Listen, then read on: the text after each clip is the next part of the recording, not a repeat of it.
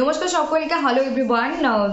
আজকে আমি টোটালি একটা আলাদা বিষয় নিয়ে আলোচনা করতে এসেছি বা বিষয়টা আপনাদের জানাতে এসেছি যে পড়াশোনার বিষয় বা পড়াশোনা করাটা আমাদের তো খুব ইম্পর্টেন্ট। ছোটবেলার থেকে যতদিন আমরা বেঁচে থাকি আমাদের কিছু না কিছু শিখতেই থাকতে হয়, আমরা শিখতেই থাকি, আর এটা ন্যাচারাল। আর আমরা সবাই লাইফ লং লার্নার, আর এডুকেশন একটা নেভার এন্ডিং প্রসেস। তো আজকে আমি পড়ার বিষয় তো শর্টস ভিডিওতে, তারপর আমার বড় ভিডিও মানে 3 to 10 মিনিটস, তার থেকেও বেশি প্রয়োজন অনুযায়ী আমি বিভিন্ন বিষয় নিয়ে আলোচনা করে থাকি। তো আমার ইউটিউবে মোটামুটি 1.5 মাস হয়ে গেল জার্নি। তো আমার মনে হলো আরেকটা বিষয় বলে নিই, যারা দেখছে বা ফলো করছে তাদের জন্য, এবং পরবর্তীতে অন্যান্যরা যারা দেখবেন তাদের জন্য খুব হেল্পফুল হবে।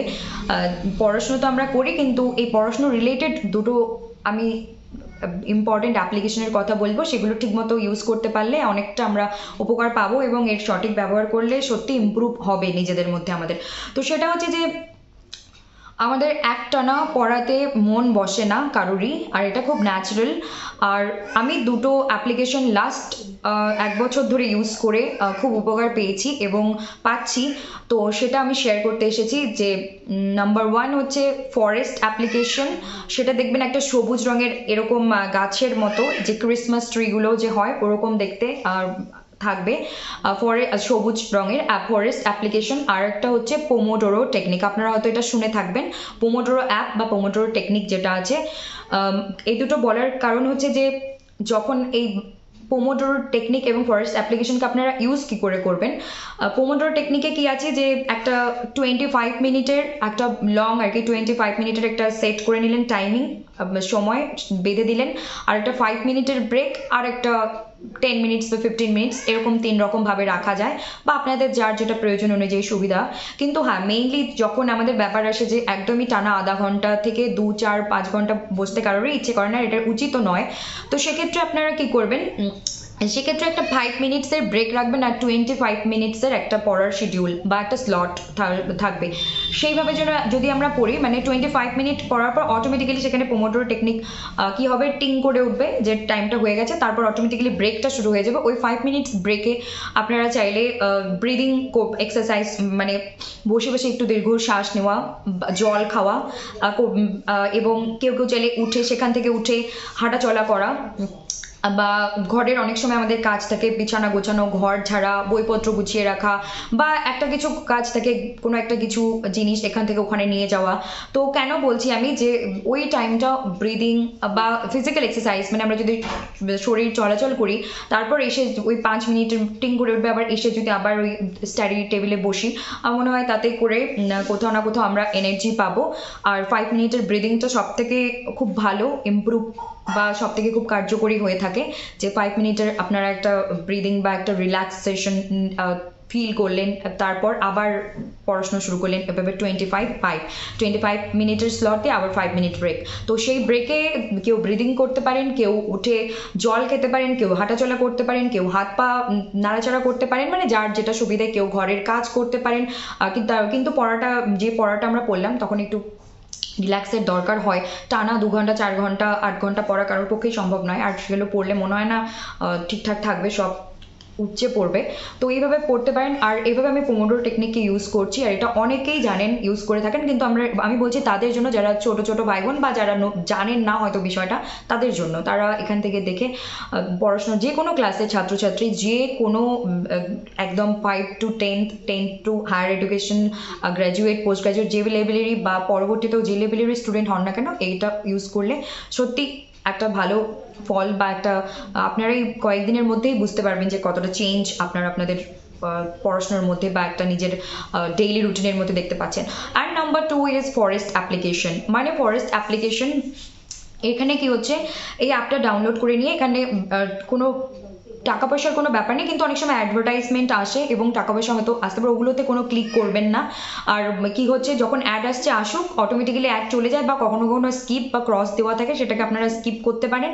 আর কোনো টাকা পয়সা লাগে না এই পোমোডোরো এবং ফরেস্ট অ্যাপ অ্যাপ্লিকেশন ইউজ করতে। আমি লাস্ট 1 বছর থেকে ইউজ করছি এবং কোনো রকমই টাকা পয়সা লাগে না, এগুলো ফ্রি অ্যাপ।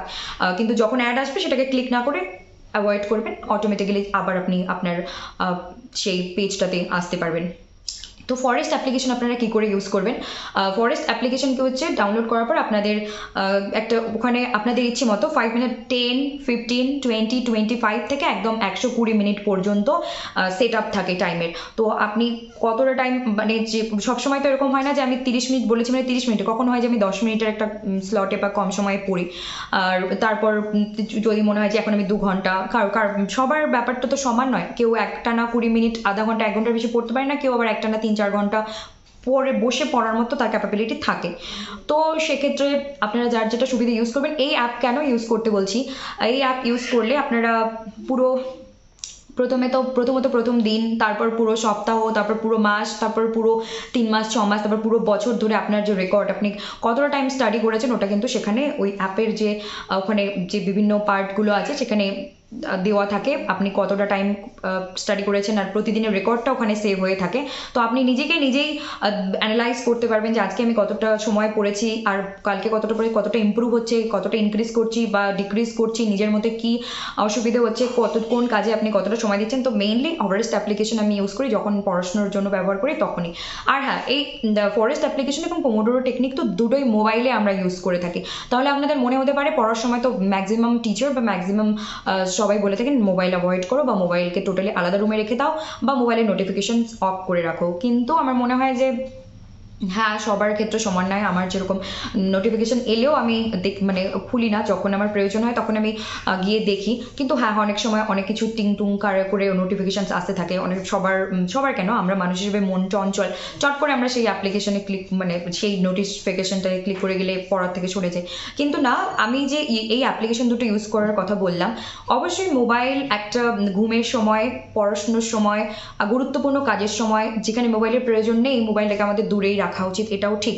কিন্তু তার সাথে সাথে এটাও বলবো যে মোবাইল ছাড়া বর্তমানে অনলাইনে সবকিছু ডিজিটাল হয়ে গেছে। অনলাইনে আমাদের পড়াশোনা, প্রেজেন্টেশন, মানে সব কিছু প্রায় ধরতে গেলে যে আমরা 100 না হলেও 90% ডিপেন্ডেন্ট হয়ে আছি অনলাইনের উপর, আর এটা দিন দিন ইনক্রিজ হচ্ছে এই মাত্রাটা। তো সেই জন্য আমার মনে হয় মোবাইল আমাদের হাতের কাছে থাকবে, আমরা মোবাইল ইউজ করব, কিন্তু তার সঙ্গে মনে হয় দুটোই, এখানে এই দুটো অ্যাপ্লিকেশন ইউজ করতে করতে মনে হয় আপনারাও বুঝতে পারবেন যখন যে সিস্টেমটা, যে দুটো অ্যাপ আমি ইউজ করছি, মোবাইল সামনে রেখেই পড়াশোনা করছি, তবু আমার অন্য নোটিফিকেশনের দিকে বা মোবাইলের অন্য কোনো কিছুর দিকে মন যাচ্ছে না। প্রথম 1 দিন, 2 দিন, 7 দিন, 15 দিন, 1 মাস অসুবিধা হতে পারে, তারপর আপনি যখন অনবরত এটাকে ইউজ করবেন অটোমেটিক্যালি আপনি আপনার মধ্যে চেঞ্জ দেখতে পারবেন। এবং হয়তো মোবাইল সামনে থেকে হাজারো নোটিফিকেশন এলেও আপনি যখন টাইম দিয়ে পড়া বা ব্রিদিং বা যে কাজটা নিচ্ছেন সেই কাজটাই করবেন, অন্য কোনো দিকে যাবেন না। সেটাও অটোমেটিক্যালি আপনাদের ব্যবহার বা প্রতিদিনের যে প্র্যাকটিস সেই মাধ্যমে কিন্তু দেখতে পারবেন। কিন্তু আমি যখন এই অ্যাপ দুটো ইউজ করি পড়াশোনার জন্য বা কোনো ব্রিদিং এক্সারসাইজ বা কিছু কোনো একটা দরকারি আমার পড়াশোনা রিলেটেড কোনো কাজের জন্য, তখন আমি